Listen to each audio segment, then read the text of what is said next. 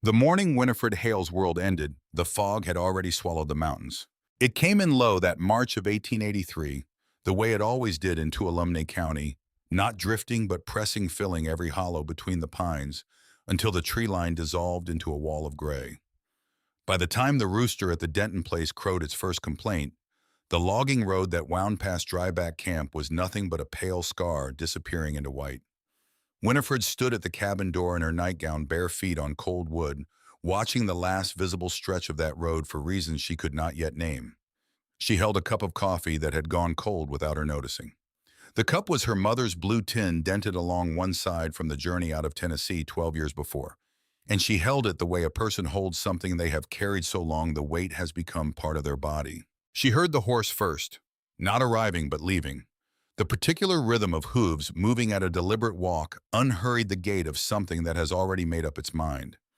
Then the creak and drag of the wagon Edmund had borrowed from the Denton barn 3 days before, when he said he needed to haul timber scraps from the lower claim. She had not questioned it. She had not questioned much of anything in the last 2 years, because the space between asking and answering in their house had grown so wide that crossing it required more effort than either of them had left. The wagon sounds faded in increments swallowed by fog, the way everything eventually was in this country, and Winifred stood listening to the silence that replaced them. A woodpecker started in somewhere above. One of the Denton children laughed at something across the way. Ordinary sounds.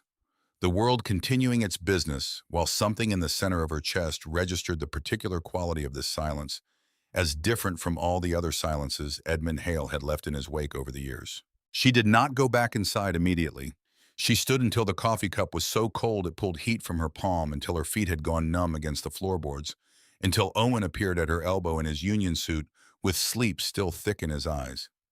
He was 9, her oldest, with Edmund's jaw in her own eyes, and he looked at her face for a long moment before he looked at the empty road. He understood something without being told. She saw it move across his features, that particular collapse of a child's last hope for a simple explanation, and she made a decision then, standing in the fog with her bare feet on cold wood. She would not let him see what happened next inside her. Whatever came next would happen where he could not see. She handed him the cold cup. "Start the stove," she said. "Your brother and sister will want breakfast." The note was on the kitchen table, weighted down by the tin box where they kept what passed for savings. She had not needed to look for it. She had known it would be there the way a person knows the shape of furniture in a darkened room, not by seeing, but by the accumulated knowledge of living in close proximity for a very long time.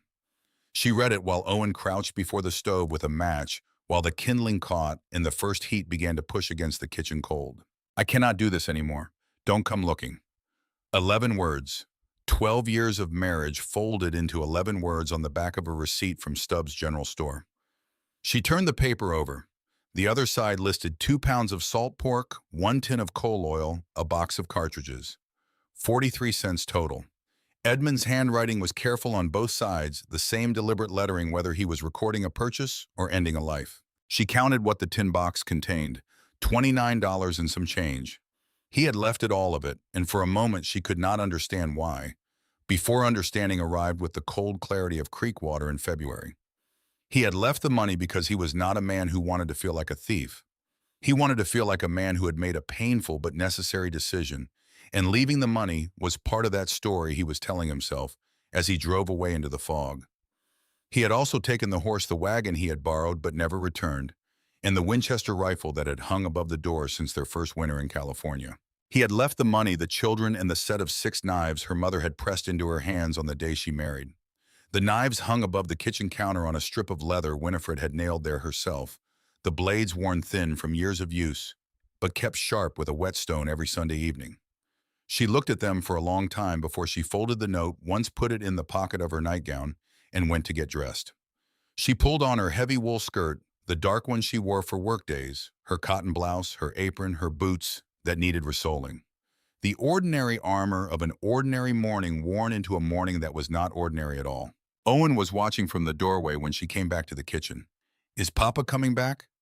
Rosalie's voice came from the back room, 7 years old, with the particular radar of middle children who sense disturbance before it has a name.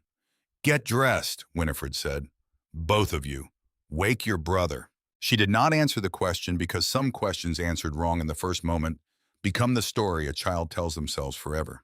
She needed to know what she was telling them before she told them anything at all. Jasper was 5 and he wanted eggs for breakfast. And for 3 hours, Winifred Hale moved through her kitchen making eggs and washing dishes and answering the ordinary questions of 3 ordinary children on what appeared to be an ordinary morning, while something at the center of her chest did whatever it needed to do in private. It was May Denton who came first. Of course it was May. She was that kind of woman, the kind who knew things before they were spoken and arrived at the right moment without requiring explanation. She appeared at the door mid-morning with a loaf of bread still warm from her oven and the particular expression of a woman who has already decided what she is going to say. She wore her everyday working dress, brown wool gone thin at the elbows, her hair pinned under a cotton bonnet she'd taken off at the door out of habit. May set the bread on the table, looked at the empty hook above the door where the rifle had hung, looked at Winifred's face. She did not reach for her hand or make the sounds women sometimes make to fill silence. She pulled out a chair, sat down, and said, "Cal saw Edmund on the logging road at first light. I wanted to bring this before the day got away from me." Winifred stepped back to let her settle. "How much time do you have before Crawley comes for the cabin?" May asked. 11 days, Winifred said. "The lease runs through the 14th. May nodded slowly, her gaze moving around the kitchen in that particular way of a woman cataloging what is there. "Stubbs was at the store this morning," she said, and her voice had changed, still direct but careful now, in a way that made Winifred's attention sharpen. "He was talking to the Pierce brothers about the Hale place, what the furniture might be worth, whether the chickens would go with the cabin or separate." The words landed without drama, the way the worst news often does, in the flat tone of simple fact. Vernon Stubbs had already moved on to the logistics of her disappearance before she had finished her morning coffee. He ran the general store and considered himself the administrative conscience of Dryback Camp, which meant he was the first person to involve himself in any situation that could be framed as a community concern. A woman alone with 3 children and no income was absolutely a community concern, and Stubbs's concern always moved in one direction, toward resolution that cost him nothing and confirmed his authority over the shape of things. Winifred looked at the bread May had brought. She looked at the window, at the pine-gray world beyond it. Something settled in her, then not peace, nothing as comfortable as peace, but a kind of alignment, the sensation of a decision making itself before the mind has finished arguing about it. "Thank you for telling me," she said. May stayed another hour, and when she left, she pressed Winifred's hand once briefly at the door. She said nothing else. There was nothing else to say that would have improved on the saying of nothing. The 3 days that followed had a quality of suspension about them, time moving differently than it ordinarily did, each hour more present than the last. Winifred moved through the cabin in long loops, feeding the children, cleaning things that didn't need cleaning, standing at windows, looking at nothing in particular, while her mind worked at problems that had no obvious solution. On the first day, she did not go outside the cabin at all. Rosalie asked where Papa had gone, and Winifred said he had needed to go away for work, which was not true, but was the kind of answer that could be revised later when she had better words available. Owen did not ask anything. He fed Jasper his supper, washed the dishes without being told, and went to bed an hour early. She heard him crying through the wall, trying to be quiet about it, the particular muffled sound of a child who has decided that grief requires concealment, and she sat on the floor of the kitchen with her back against the wall and let him cry until it stopped, because going to him would require words she did not yet have. The second morning, she sent the older children to gather firewood, wrap Jasper in his coat, set him in the yard with a collection of pine cones to occupy him, and went through the cabin with systematic attention. She separated what was hers from what belonged to the mining company. The furniture, the stove, the rough-hewn shelves, these stayed. The cast-iron pot she had bought with her own money in Sonora. The blankets she had quilted over 6 winters. The children's clothes and her own. Her mother's knives. A small hatchet. A coil of rope.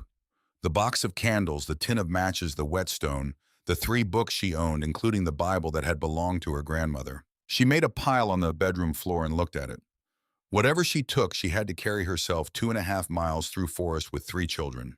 On the 3rd morning, she burned Edmund's note in the stove while the porridge was cooking, watching the paper go from white to orange to nothing in less than 30 seconds. 12 years. Less than 30 seconds. She stirred the porridge and did not allow herself to think about what that meant, because there were things you could afford to think about when the children were fed and the future was navigable, and there were things you could not afford until then. She noticed when the ash settled that she felt nothing she had expected to feel. She felt instead a strange lightness, as if the weight of waiting for the worst had been heavier than the worst itself. And now that she knew the shape of her situation completely, she could finally begin to move within it.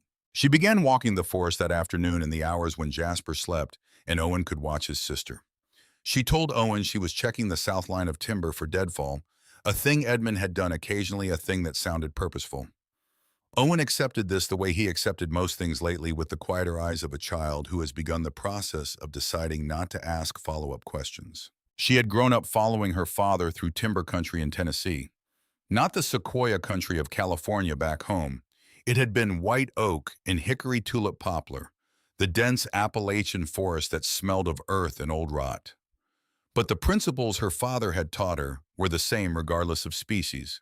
He had taught her to read land before she could read words, where water pooled in wet months and where it ran off, how the contour of the ground told you what the drainage would do, which exposures caught morning light and which stayed cold until noon.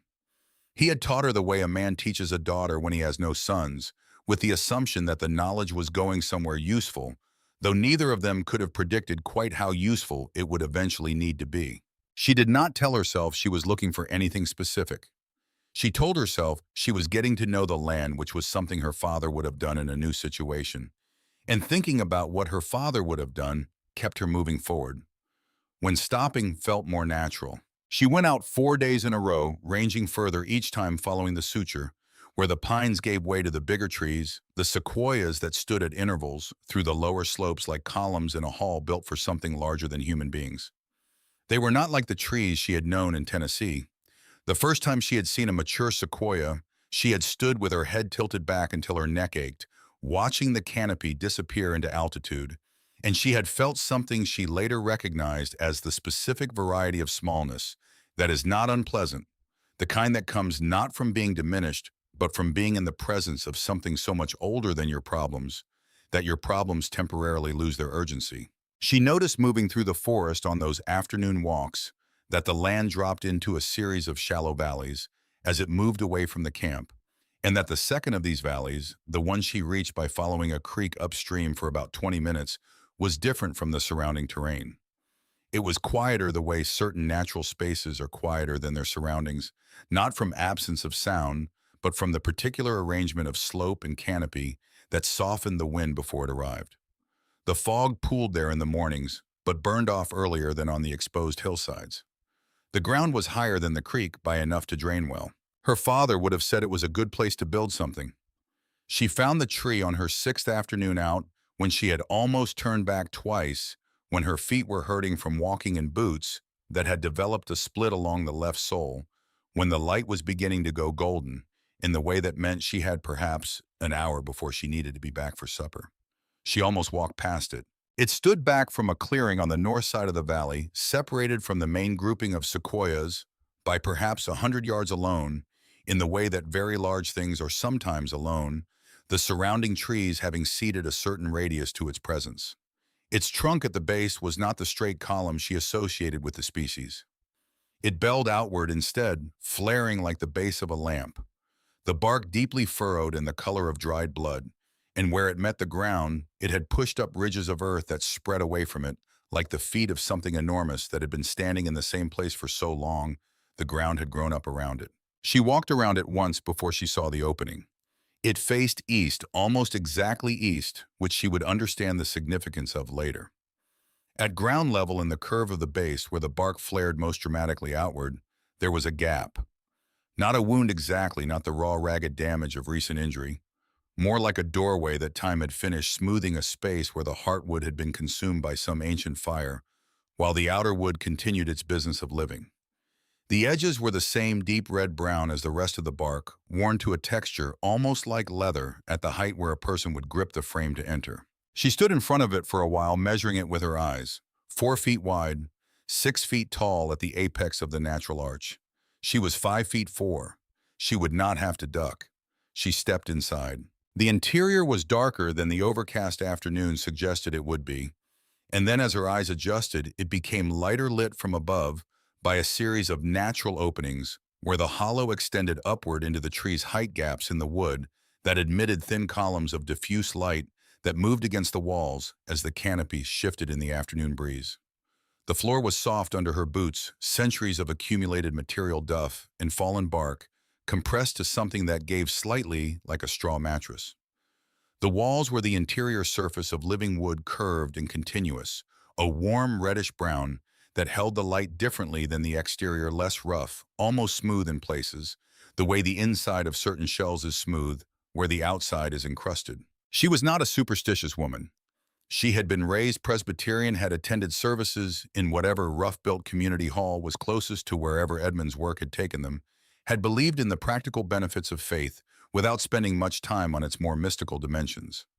But standing in that hollow, she understood in a way that bypassed argument why certain peoples in certain times had located the sacred inside trees. There was something here that had the quality of presence, stillness that was not emptiness, quiet that had weight. She pressed her palm flat against the wall. The wood was warm, not heated from outside, not catching sunlight, warm from within, the warmth of something alive and circulating. The fire or lightning or whatever ancient violence had created this hollow had taken the heartwood but left everything that mattered intact. The sapwood still carried water from roots to crown. The tree was still adding rings, still growing, still conducting whatever business a 2,000-year-old tree conducts on an ordinary California afternoon. She measured the interior with the length of rope she always carried in her coat pocket. The space at floor level was not quite circular, but close, approximately 14 feet at its widest, narrowing toward the entrance. The raised section of floor toward the back was drier than the rest, elevated enough to have escaped whatever moisture sometimes pooled near the opening. There was a section where the interior wall curved inward in a way that formed a natural shelf at about shoulder height. There were two places where light fell in consistent columns, one near the entrance, where the morning sun would reach first, one toward the back, where the canopy opened enough to admit something close to direct afternoon light.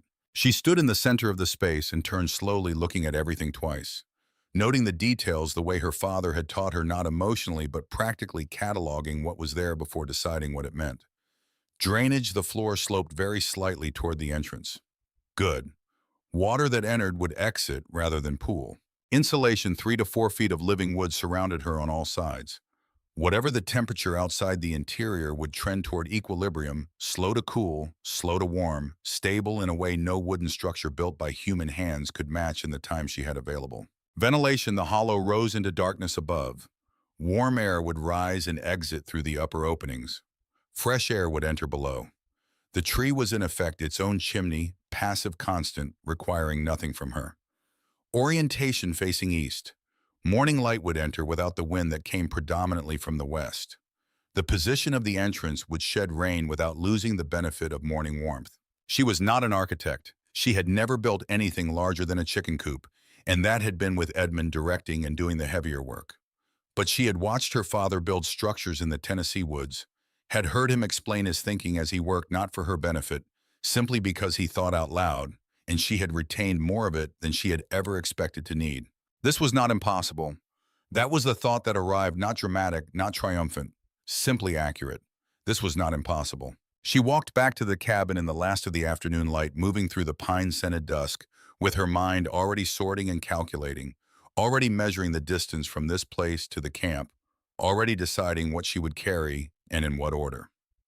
Rosalie was standing on the cabin porch when she came out of the tree line, 7 years old, her brown hair loose from its braid, holding Jasper's hand in the automatic way of a child who has already absorbed the lesson that younger siblings require management. "You were gone a long time," Rosalie said. "I was checking something." Winifred came up the steps, put her hand briefly on the top of Rosalie's head. "Come inside. I'll start supper."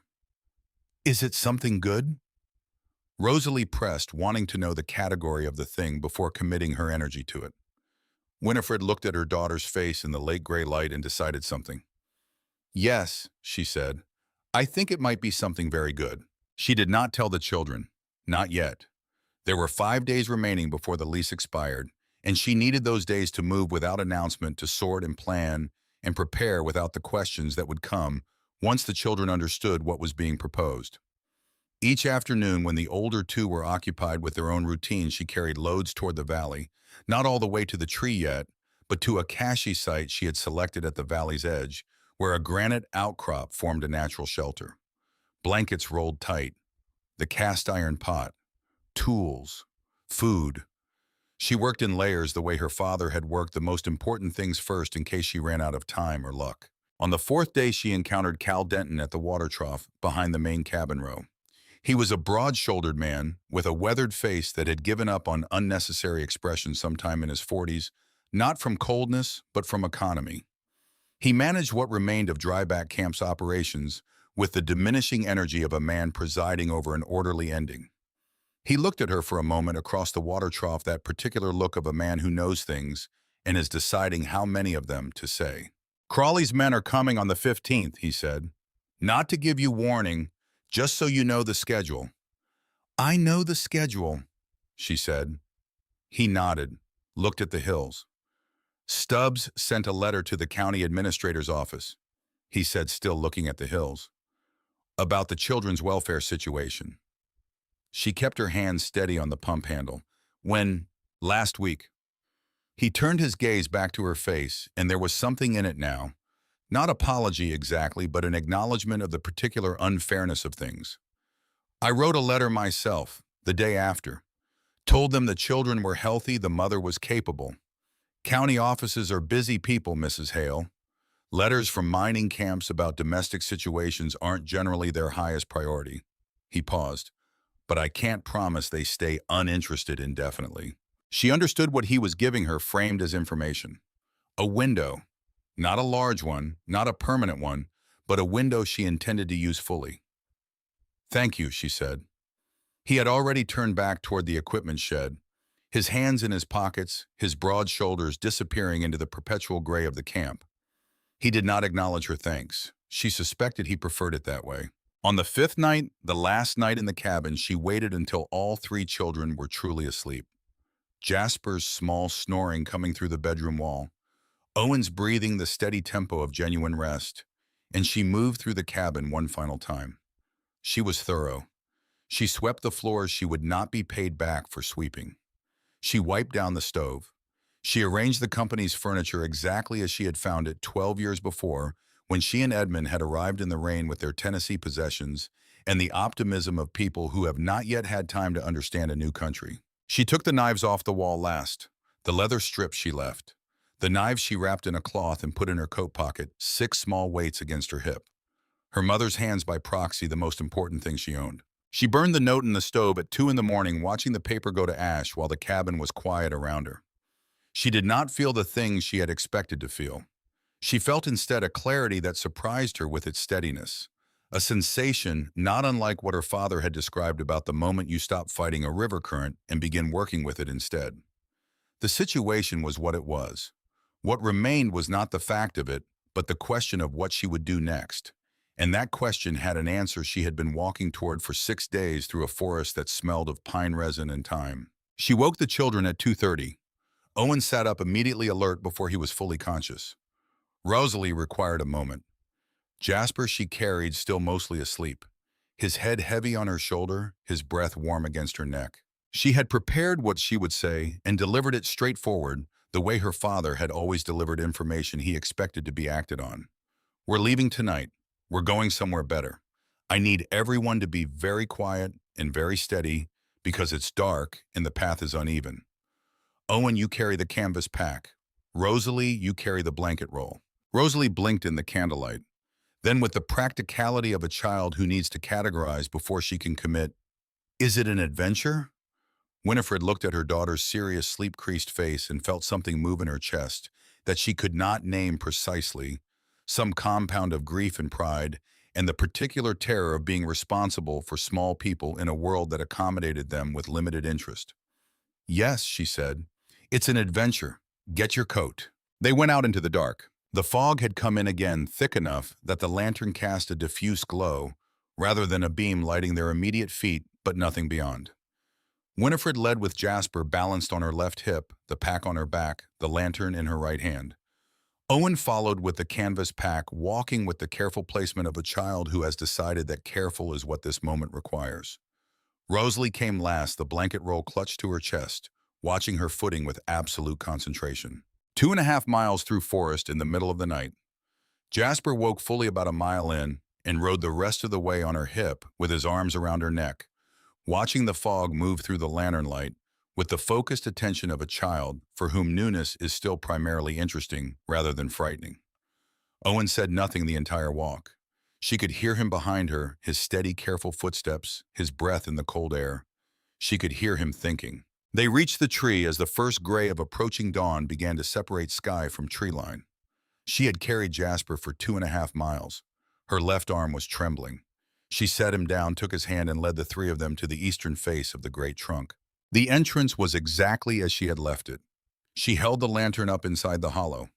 The light caught the curves of the interior wall, moved across the warm reddish-brown of ancient wood, fell on the soft floor in the raised platform at the back, and the natural shelf where the wood curved inward. She heard Rosalie's sharp intake of breath behind her. She heard Owen step up to the entrance and stop. The silence that followed had a different quality from the silences of the last 5 days. Not the silence of absence, but the silence of people taking in something that requires a moment to accommodate. She set the lantern down on the natural shelf, turned to face her children, all three of them standing in the entrance of this space that was not any of the things a home was supposed to be, and what she believed with the full weight of 6 days of walking and thinking exactly what they needed. Jasper looked up at the curved walls, at the darkness above, at his mother's face. Then, with the thoroughness of someone for whom time has not yet become abstract, "Mama, we live in a tree." She crouched down in front of him. His eyes, brown and direct and without walls yet, were entirely his own. She put her hand flat against the interior wall beside her. The warmth came through immediately, steady, the warmth of living wood conducting something up from roots far below. "We live in this tree," she said, "for as long as we need to." He considered this seriously. "Then does the tree mind?" She held her palm against the wall a moment longer. "No," she said. "I don't believe it does." Owen's voice came from the entrance, quiet and without inflection, the voice of a boy who had decided that whatever this was, he was going to meet it practically. "I can make a map, so we know where everything is, so nobody gets lost." She looked at her oldest child standing in the doorway of a hollow sequoia in the gray light before dawn, offering the one thing he knew how to offer. She held herself very carefully together. "That would be exactly what we need," she said. The lantern burned. Outside, the fog pressed against the eastern face of the great tree, and somewhere above them, invisible in its height and its patience, the canopy spread its branches over 2.5 acres of morning sky, doing what it had always done, gathering light, shedding water, standing in the particular permanence of things that have outlasted every objection to their existence. The first night inside the tree, nobody slept well except Jasper. He went under within 20 minutes of being laid on the folded blankets Winifred had arranged on the raised section of floor, one small fist pressed against his cheek, his breathing the deep, even rhythm of a child whose body has decided that wherever his mother is counts as safe. Rosalie turned over repeatedly through the night, the rustle of her movement marking the hours. Owen lay completely still, which was worse, the stillness of a child managing something internal with great deliberate effort. Winifred sat with her back against the curved wall and did not attempt sleep. She listened to the tree. It had its own sounds, distinct from the forest around it. The outer bark creaked occasionally in a low, settled tone. Nothing like the sharp complaint of stressed lumber. More like the sound a ship makes when it shifts against its moorings, the adjustment of something massive to minor changes in load. Wind moved through the canopy above in long waves she could hear, but not feel the upper branches conducting weather that never reached the floor of the hollow. Water ran somewhere in the root system after midnight, when the fog condensed and dripped, a faint traveling sound like distant plumbing moving through walls. The tree was not silent. It was full of the particular language of continued life, and by 3 in the morning Winifred had begun, without consciously deciding, to find it companionable. She rose before dawn with a list already formed in her mind. The list had been building since she'd stood in the hollow 6 days before, measuring the space with rope, but it had sharpened overnight into sequence. Not what needed doing eventually, but what needed doing first, in what order, given the materials available. Her father had worked this way, waking with problems already solved, that he had fed to sleep unsolved, as if some portion of his mind ran the calculations independently while the rest of him rested. The floor was first. She knew from her father's work that damp ground in an enclosed space was not a comfort problem, but a health problem. The slow kind, the kind that arrived as coughing in the third month and didn't announce its origins until the damage was done. The floor of the hollow was soft and dry today, but soft and dry in March meant something different than soft and dry in November, and she was building for November. She needed stone. The creek that ran along the valley's eastern edge would have flat-faced granite pieces in the sizes she wanted, tumbled smooth by water, the right shape for laying without mortar. She left the children sleeping, took the small hatchet, walked the quarter-mile to the creek. In the first gray light, turned stones in the shallows until she had selected 4 she could carry in 2 trips. Owen found her on the second trip, appearing at the creek bank with his coat buttoned wrong, his hair still pressed flat on one side from the blanket. He did not ask what she was doing. He looked at the stones, looked at the direction she was carrying them, picked up 2 smaller ones and walked with her without a word. They worked without speaking for most of the morning. Rosalie emerged with Jasper an hour after Owen took one look at the stone-laying operation, positioned herself at the entrance of the hollow. Where the light was best took, Jasper's hands showed him the game of fitting flat stones together like puzzle pieces. Jasper played it with the complete focus of a 5-year-old who has found the correct ratio of challenge to capability. By midday, they had covered the central third of the floor in flat stone, the joints packed with clay. Winifred had dug from a bank near the creek, the whole surface roughly level. She packed clay with her fingers on her knees while Owen brought more stone, while Rosalie kept Jasper entertained at a safe distance from the work, while the tree stood around them doing what it had always done. Her knuckles cracked in the cold. Her back ached from the crouch. She kept working because stopping was not a choice available to her yet. Walls came next in the days that followed. Her father had insulated animal shelters with bundles of dried grass and sedge packed against interior walls. Not elegant, but effective. The principle being that still air trapped in fiber resists temperature change better than any single material. The valley floor grew sedge in thick clumps along the creek margins, dry from the winter. Exactly what she needed. She cut it in armloads, brought it back, wove it into rough mats using a simple over-under pattern she had learned from watching her mother weave rag rugs on a Tennessee afternoon a very long time ago. The mats she hung against the interior walls, leaving gaps where the wood was most beautiful places, where the grain showed some particularly fine figure, where the curves of the hollow were most pronounced. Her father had been practical about building. He had also believed that a person needed something to look at that wasn't purely functional, and she found herself honoring that belief without having planned to. The matter of fire had occupied her thinking from the beginning. The obvious solution of fire inside the hollow was not a solution at all. The interior was dry, the walls were wood. The ventilation was good for human lungs, but would make an interior fire behave unpredictably. She had seen what fire did to trees. She was living in the evidence of what fire had already done to this one, and she had no intention of completing what some ancient lightning strike had begun centuries before. The answer was an exterior hearth, a semicircle of creek stones set 6 feet from the entrance, angled so prevailing smoke moved away from the hollow. She built it with the same care she gave the floor-level base, tight joints, a flat capstone for a cooking surface. Over it, she constructed a roof structure of lashed poles covered with bark shingles steep enough to shed rain open on the sides to allow smoke to disperse. It took 4 days.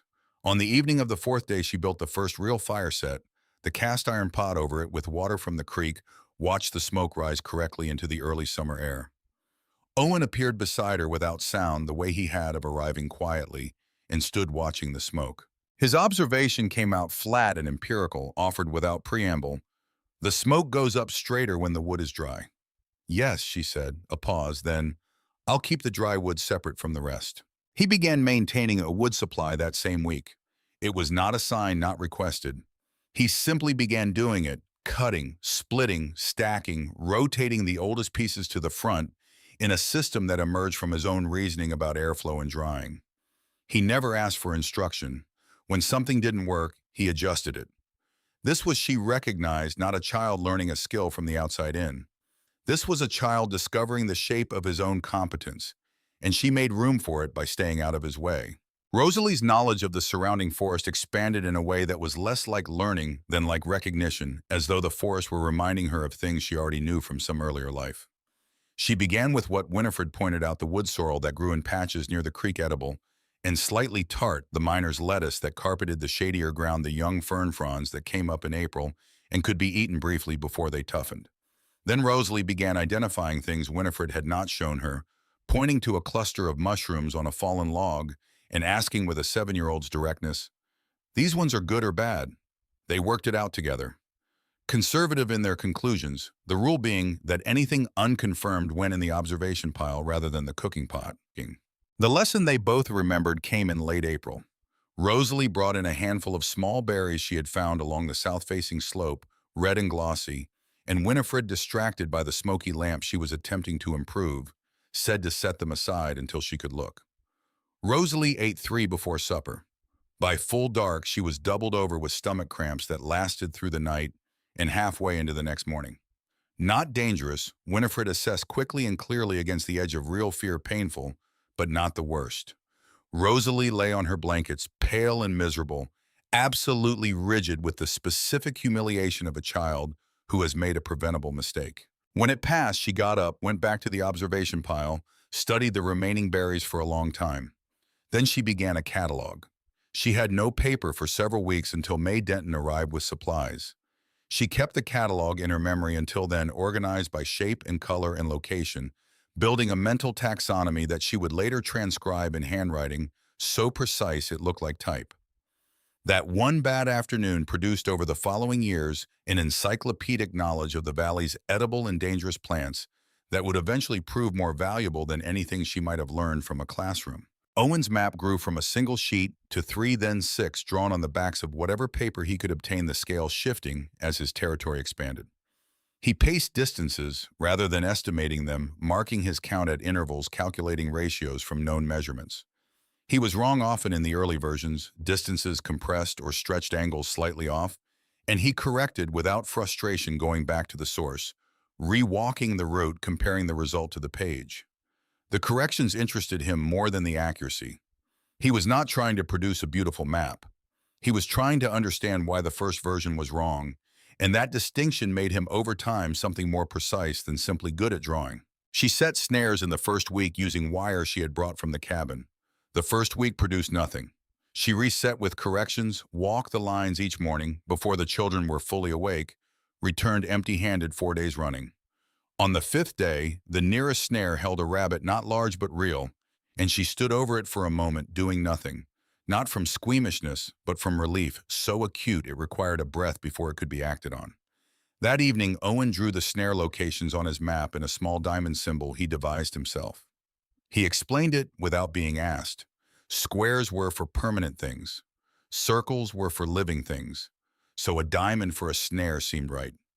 She looked at his system of notation and thought something she did not say, because Owen received direct praise the way a salted wound receives water. It stung before it helped. May Denton arrived for the first time on a Tuesday in late April on foot, carrying a pack that contained salt, a spool of thread, a folded piece of oilcloth, 2 pounds of dried beans, a small hatchet file.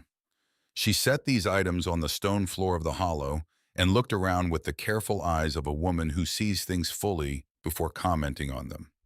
Her verdict after a long silence, "You've managed the drainage better than our cabin." Winifred took the salt. "What does Stubbs say?" May's expression didn't shift. "That it can't last. That the winter will settle it." She picked up one of Rosalie's mushroom catalog entries, looked at the detail of the drawing, set it down carefully. "He's been asking questions at the county store in Sonora about the children's situation. Whether there are legal obligations when a mother is living in, he called it an unsuitable structure." "What did the county store say?" "Nothing useful to him." May gathered her empty pack. "Cal's letter is still sitting on someone's desk. These things move slowly, but they do move." This was the nature of the arrangement they worked out over those first months.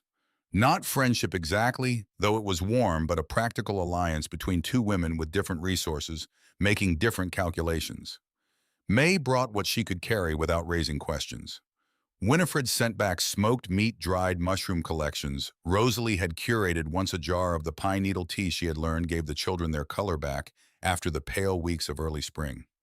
The exchange was never named. It existed in the space between what was said and what both of them understood. Summer passed in work and small discoveries. Winifred found that the valley's filtered light suited certain crops, lettuce and spinach, going longer without bolting than they would have in open sun root vegetables, developing a sweetness in the cool soil that surprised her.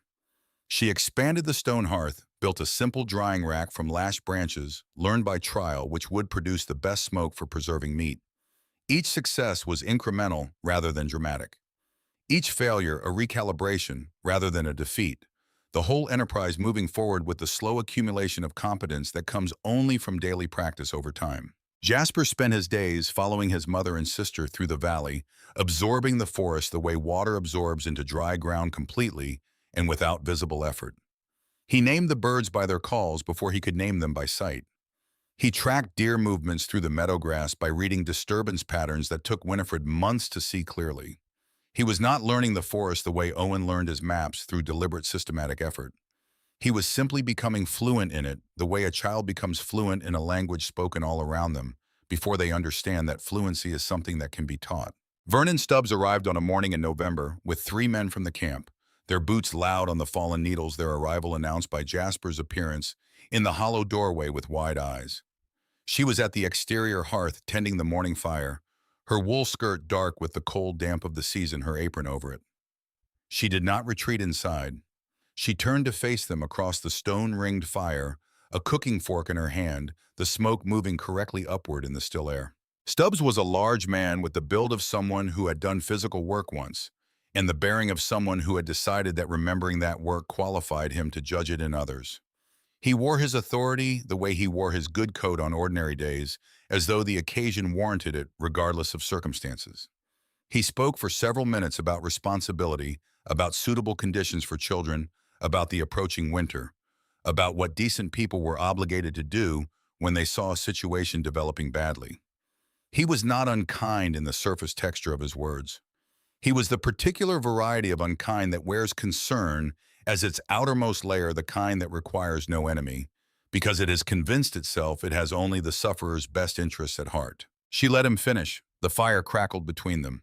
Then, how many children have you raised on your own, Mr. Stubbs? He blinked.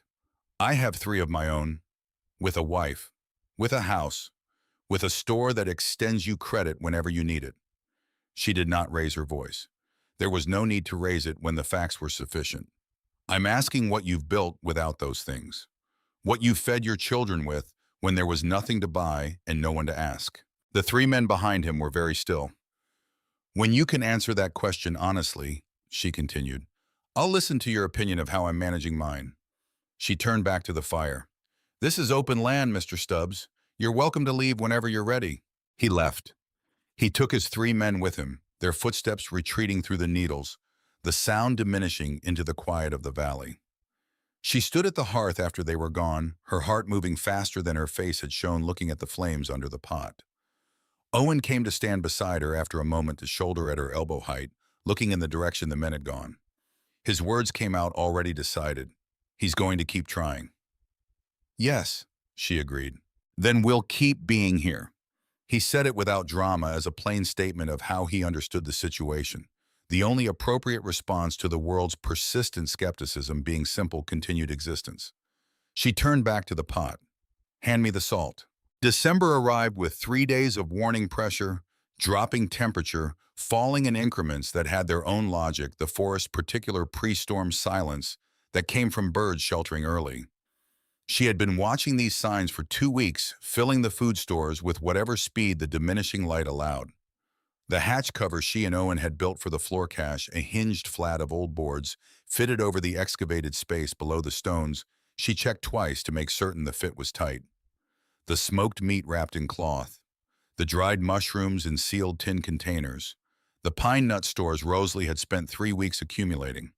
All of it counted wrapped stored below the constant temperature of the earth beneath the tree's roots. The storm announced itself at 3 in the morning, not gradually. The wind came first at full force, the canopy above them erupting from stillness into an enormous sustained roar that Winifred felt in her sternum before she registered it as sound. The hollow moved not the way a building shakes in a storm, not with the rattle and strain of fastened joints resisting forces they weren't designed for, but with the slow, long movement of something with roots, something that had learned to be flexible rather than rigid across 2,000 years of weather. The sway was perhaps 3 inches at floor level. It felt like standing on the deck of a slow ship that knows exactly what it is doing. Rosalie was awake and sitting upright before Winifred reached her. Owen had pulled Jasper close without being asked. In the lantern light, their faces had the concentrated look of people paying close attention to a situation that required it. She sat in the center of the floor, settled Jasper into her lap, opened the Bible to a page in the middle. Her grandmother's Bible, the leather cover worn thin at the spine, the pages soft from decades of handling. She was not opening it for its content in any doctrinal sense. She was opening it because she could read it aloud in the particular even tone her grandmother had used. Steady, unhurried, a voice that implied the world would still be there when the passage ended. And that tone was what 3 children needed to hear more than any specific words that evening. She read, "The storm took the forest outside. She could track by sound the progress of destruction happening in the dark, the crack of branches, the sustained roar of wind through moving canopy, once a deeper sound that was a whole tree going down somewhere to the north. A long creak followed by an impact she felt in the stone beneath her." Jasper, draped against her chest, went back to sleep during the second passage. He was a child of extraordinary and useful flexibility. Rosalie lay down eventually, her eyes still open, watching the lantern flame. The flame was completely still. There was no draft at floor level. Whatever was happening in the world outside the interior of the hollow maintained its own atmosphere, the massive walls absorbing and evening out whatever the storm directed at their exterior. It was not warm in the way a stove-heated room is warm, but it was the reliable absence of the cold that kills, and that was enough. Owen stayed awake until past midnight. She could tell by his breathing, which never achieved the loose regularity of sleep. She did not press him toward it. He was doing what he needed to do, which was remain conscious through it, to know by direct experience that consciousness was possible, that the storm was real, the tree was real, their presence inside it was real, and the morning would come. Some lessons can only be learned by staying awake through the thing that teaches them. She read until her voice gave out, then sat in the silence with the Bible closed in her lap, listening to the storm work through its middle hours. The hollow creaked occasionally in a sound she had learned to read as the tree settling into the wind's load distribution rather than resisting it. Resistance would have been the dangerous response. The tree had learned something across 20 centuries about the difference between yielding and breaking, and it was passing that knowledge through its wood to anyone willing to feel it. When the storm began to ease around 2 in the morning, the change was subtle. At first, the roar in the canopy dropping half a register, the intervals between the largest gusts lengthening slightly. By 4, the quality of the sound outside had shifted from fury to persistence, still heavy but no longer at full pitch. Winifred set the Bible on the shelf, stretched her legs carefully, felt the cold stone floor through the rug beneath her. She was stiff from sitting still so long. She was completely intact. All 3 children were breathing, 2 of them asleep. She moved to the entrance and looked out into the pre-dawn black. The wind had dropped enough to stand without bracing. She could smell the storm's aftermath: split wood, upturned earth, the particular cold smell that came after sustained rain. She could feel beneath her boots the ground that had not flooded. The drainage channels she had dug along the base of the tree had done exactly what they were designed to do. It was in that moment, standing at the entrance of the tree in the dark before dawn, the storm moving away to the east, that she found the impression near the base of the entrance frame.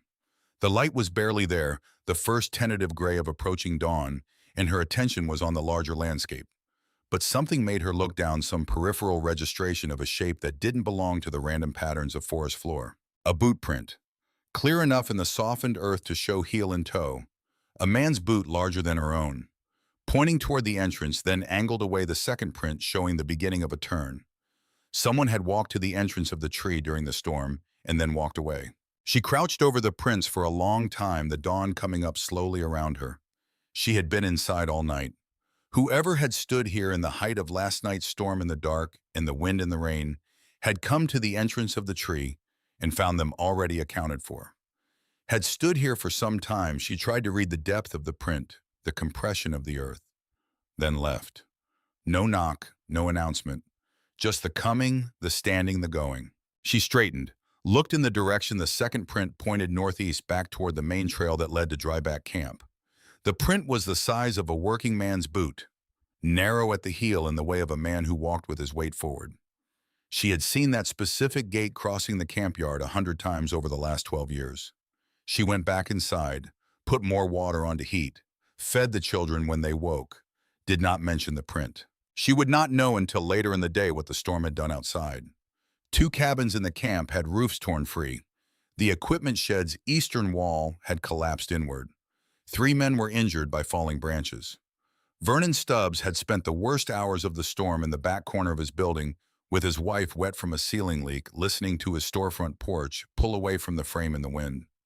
He lost $40 in inventory to water damage, and he lost something less quantifiable as well: the confidence that his predictions about the Hale family would eventually be vindicated by events. In the days that followed the storm, women from the camp came to the tree, not in the uncertain cluster of curiosity that had characterized earlier visits, but with a different purpose, practical and direct.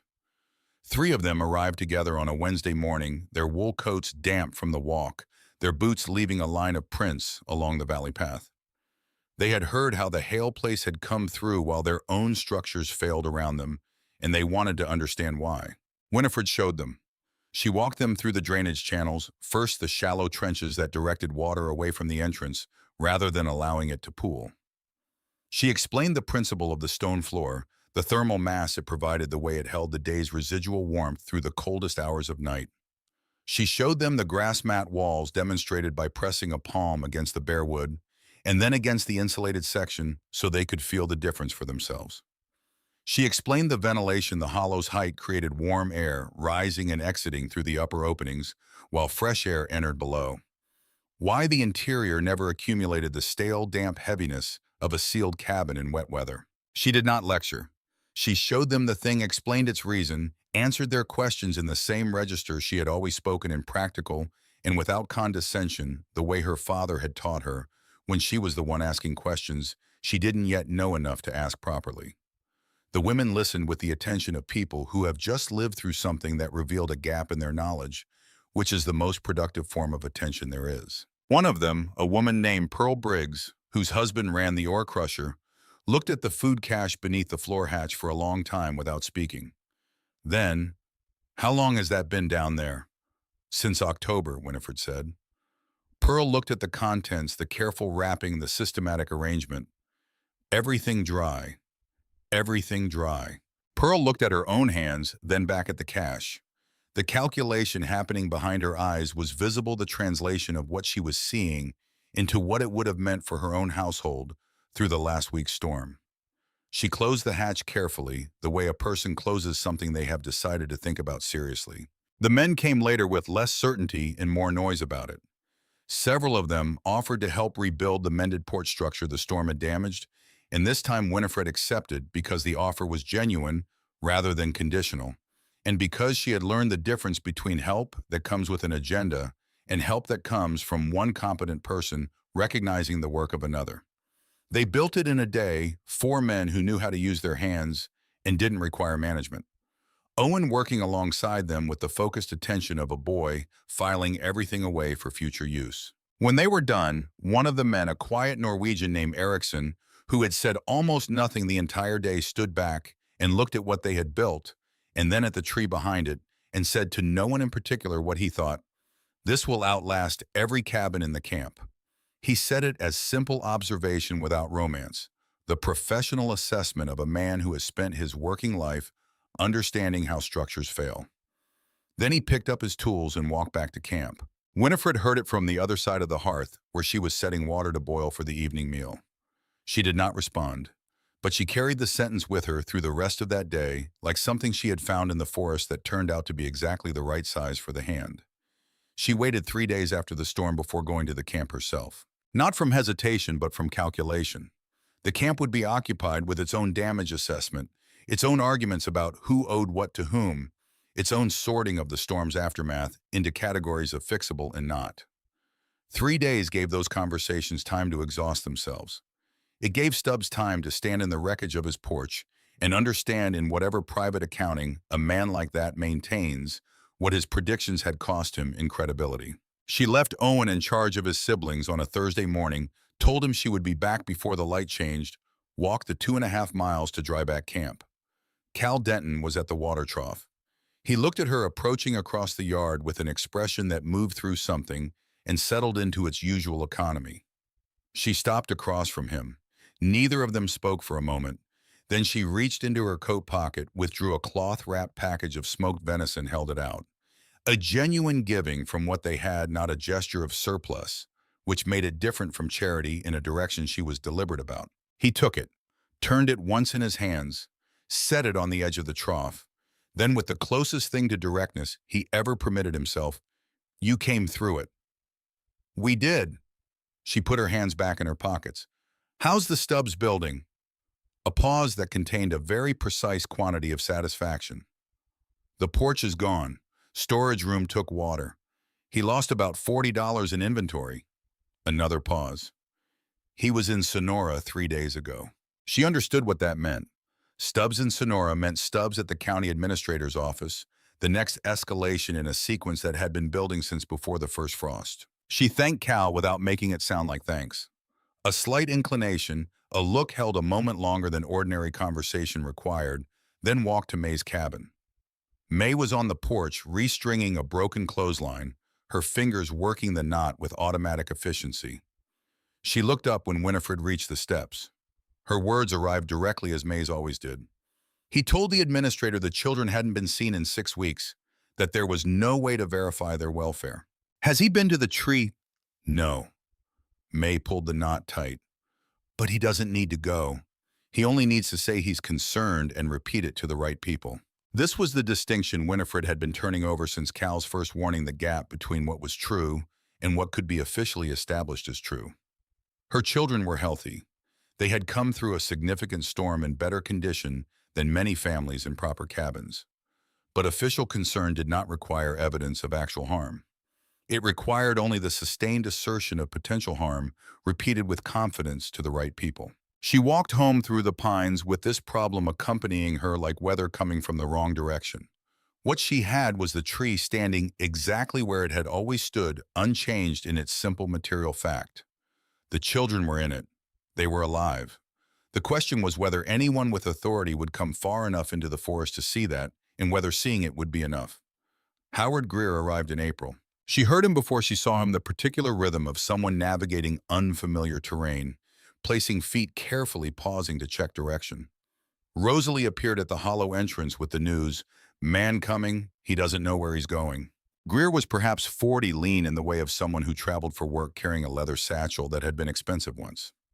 He wore his city clothes with the slight discomfort of a man who had chosen function over appearance for the trip, but hadn't fully reconciled himself to the choice. When he cleared the last of the tree line into the small clearing, he stopped at the sight of the sequoia with the particular arrested expression of someone confronting a scale of thing that no description had prepared him for. He found her at the exterior hearth. He introduced himself, journalist from the Stockton Daily Independent, with the directness of a man who had learned that preamble wasted everyone's time. He explained he was writing about the decline of the mining camps in Tuolumne County. He had heard the story of the Hale family from a former dryback worker at a rooming house in Sonora. He would like to write about what she had built here. She looked at him steadily across the cold hearth. "What version of the story did you hear?" Greer opened his satchel, produced a notebook. "Woman abandoned with 3 children, living in the hollow of a sequoia tree. Survived the December storms when 2 cabins in the nearest camp lost their roofs." He looked up from the notebook. "There are about 4 different opinions in Sonora about what that means. I'd like to know what you think it means." It caught her off balance in a way that Stubbs' belligerence had not. Because belligerence she knew how to answer. Honest curiosity was a different instrument entirely. She bought herself time by turning to add a piece of wood to the hearth, watching the fire accept it. "Then, I think it means that when someone takes everything from you, they haven't taken your ability to build again." She said it without particular emphasis, the way a person states a thing they have worked out through prolonged experience rather than sudden insight. "The tree was here. We needed somewhere to be. We've been here. Greer wrote in his notebook without looking down at it, his eyes staying on her face. Would you show me inside? She had known this question was coming. Owen had made the argument she couldn't refute, not with a child's emotionalism, but with the clear-eyed reasoning she had inadvertently taught him by example. He had said it the morning after she told the children a reporter was coming, with the same flat certainty he brought to his maps. If nobody knows this tree exists, nobody will work to keep it standing. We can't be the only ones protecting it. She took Greer inside. His reaction surprised her. She had expected either the overcorrected enthusiasm of someone determined to find everything wonderful, or the calibrated skepticism of someone looking for the tragic elements to foreground. He did neither. He stood in the center of the hollow with his notebook closed, looked at the stone floor, the grass mat walls, the natural shelf with its row of carefully organized tin containers, the children's sleeping areas marked by their specific arrangements of possessions. Rosalie's mushroom catalog pages pinned to the wall with small wooden pegs. Owen's maps layered in a flat stack under a smooth riverstone that served as a paperweight. Jasper's collection of interesting bark pieces arranged by texture along the base of the wall, with the organizational seriousness of a 6-year-old curator. Greer looked at these things for a long time without writing anything. Then he asked his questions the way Owen asked questions, not to confirm what he already thought, but to understand something he genuinely didn't. She answered in the same register, practical and without embellishment, letting the facts carry their own weight. Before he left, he asked, "What do you want people to understand about this?" She had not planned an answer to this question. It arrived without planning. Home is a decision before it's a structure. You decide first. The structure comes from the deciding. The article appeared 6 weeks later. May brought a copy folded into quarters on a morning in early June. Winifred read it once at the exterior hearth while the children were occupied, then put it in the floor cache with the food stores. It was a good piece. Greer had been accurate, had resisted the temptation to make her either a saint or a cautionary tale, had let the details speak the way she had hoped details would.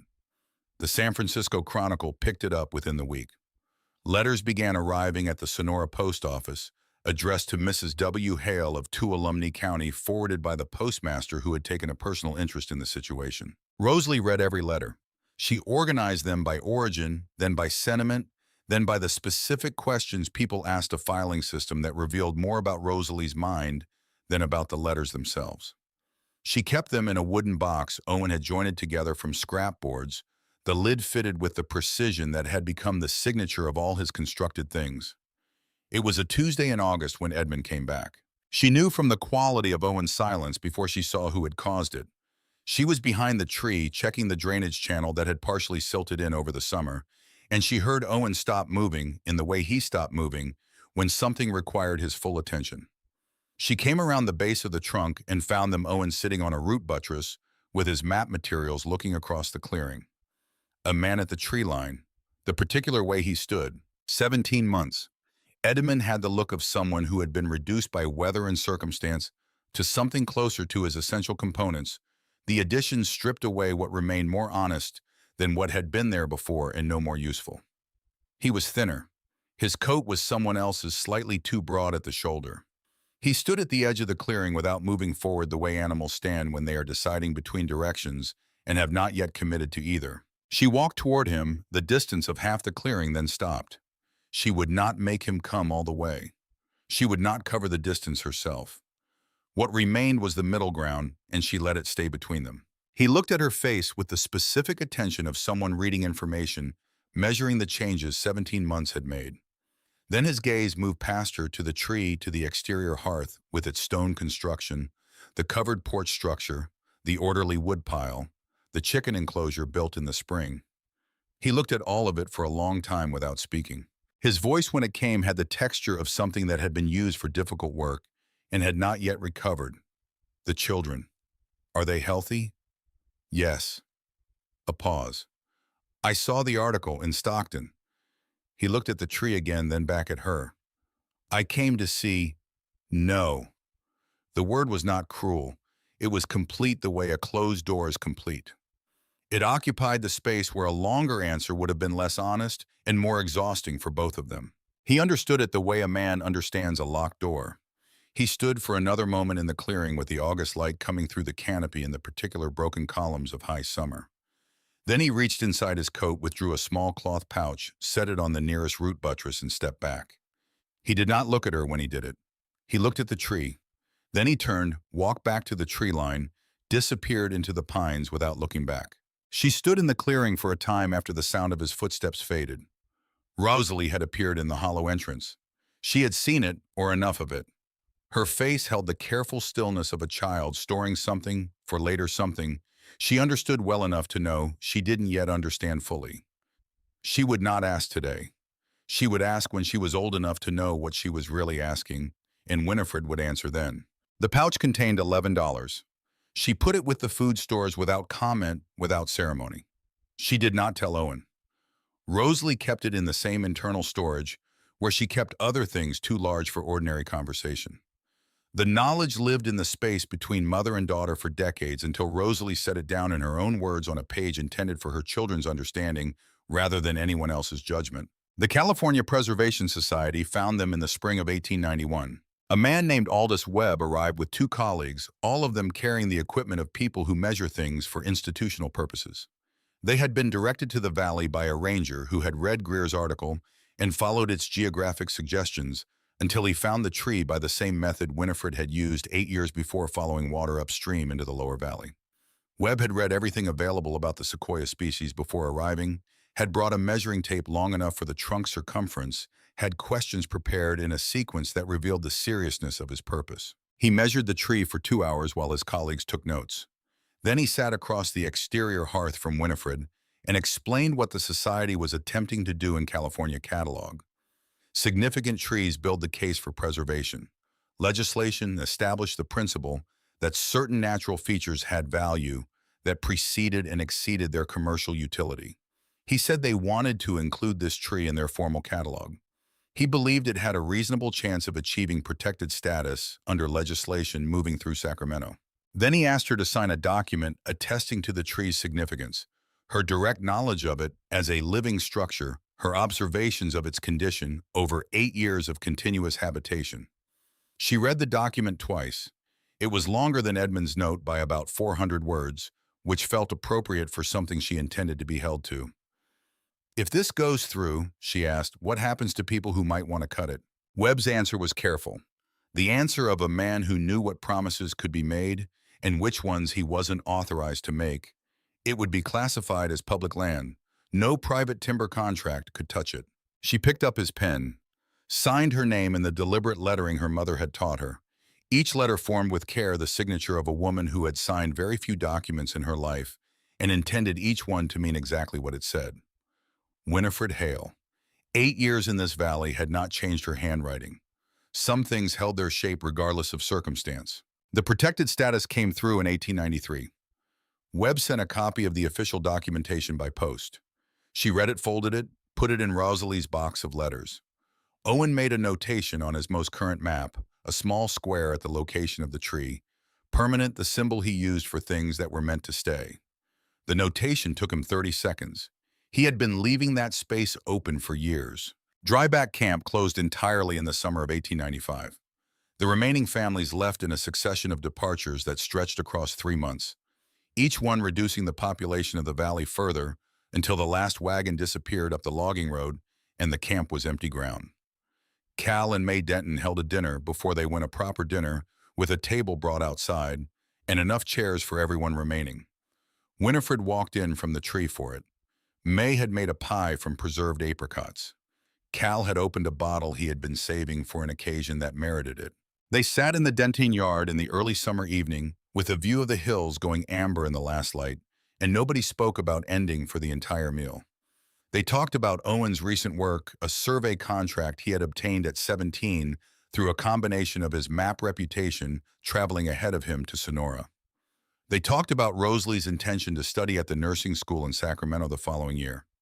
They talked about Jasper's observational notes on the valley's wildlife, which Webb had read on a return visit and described in a letter as work of genuine scientific value. After dinner in the late dusk, May walked her to the edge of the camp yard. They stood at the perimeter where the cultivated ground gave way to the beginnings of the forest trail. May put her arms around her once briefly without ceremony. Then she stepped back. "You'll come to Sonora when you need to," May said. Not a question, a standing arrangement being stated for the record. "I will." May nodded, turned back toward the camp. Winifred stood at the forest edge watching her go, then turned herself toward the trail home. The forest was dark by the time she reached the valley, but she did not need light for this path. She had walked it enough times that her feet knew its particular angles and surfaces, the way hands know a familiar tool. Owen turned 21 in 1895 and left for Sacramento in the autumn, with a letter of introduction from a surveyor in Sonora who had examined his maps and written 3 paragraphs about them in language that Owen carried folded in his interior coat pocket. He came back to the tree for 3 days at Christmas, measured himself against the hollow entrance, with the self-consciousness of a young man who has grown since he last stood in a particular doorway. Noted that the natural shelf now hit him at chest height rather than shoulder height, filed this change in the same internal system where he filed everything. The morning of his departure, he stood at the exterior hearth with his pack at his feet, looking at the tree. His words had the quality of something assembled carefully in advance. "I keep thinking I'm leaving something undone."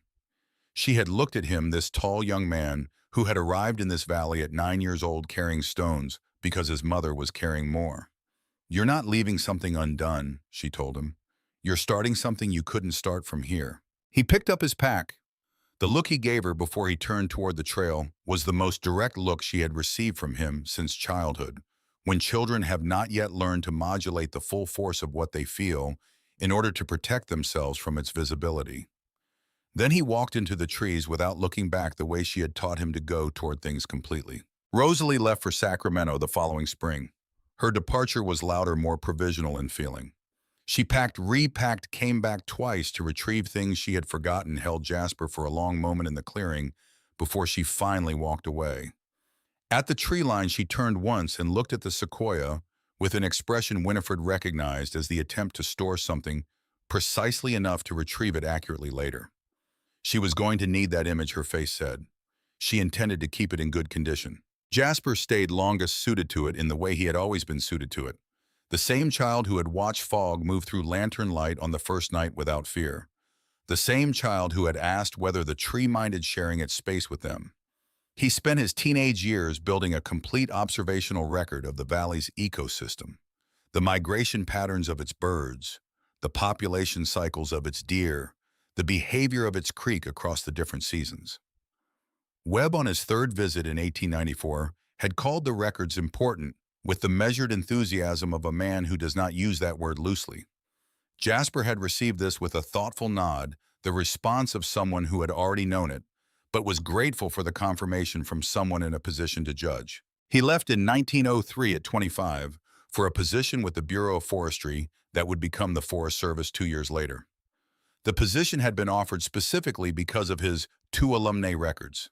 His letter of acceptance, posted from the Valley to the Bureau's Sacramento office, gave his address as simply Hail Sequoia, 2 Alumni County, California. The postal system, having delivered letters to stranger addresses in stranger places, forwarded it without comment. The last years alone in the tree were different from the preceding 20 in ways that were not entirely unwelcome.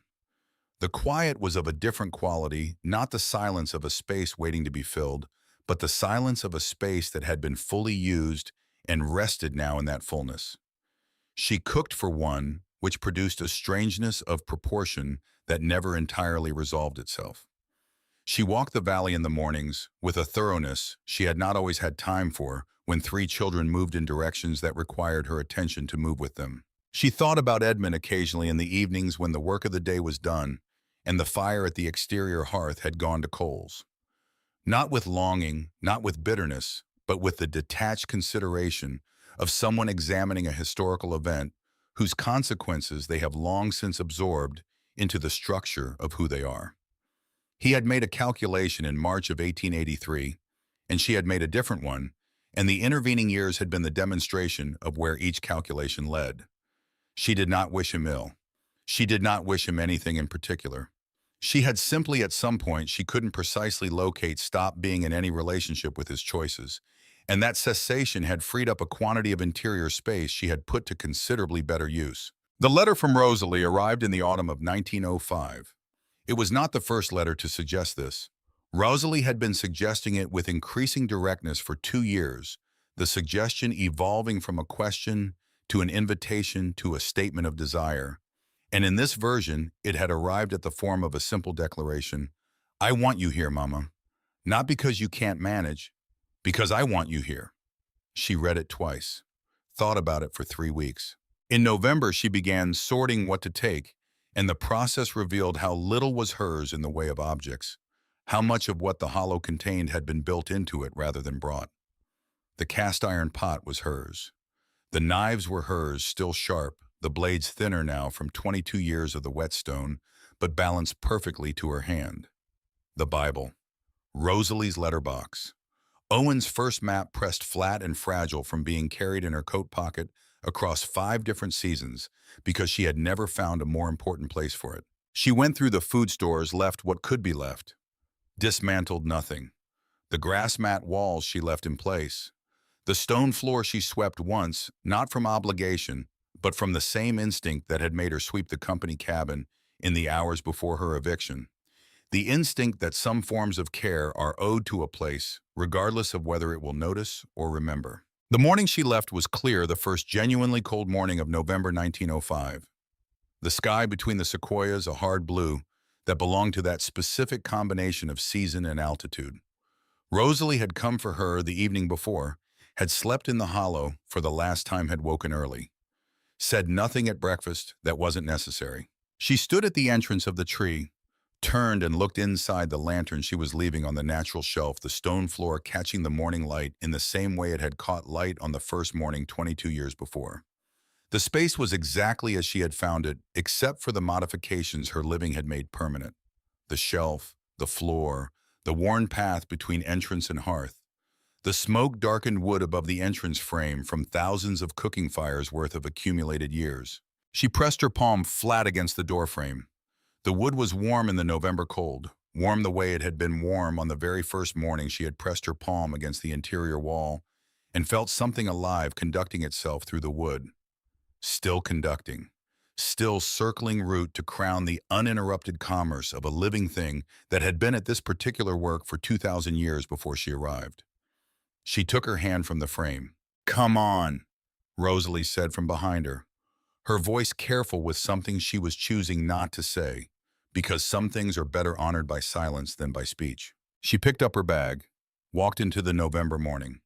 She did not look back, not because the tree meant nothing to her, but because she had learned in 22 years of living inside something ancient and patient and indifferent to human sentiment, that the things most worth honoring are honored by moving forward rather than by standing still and looking at them.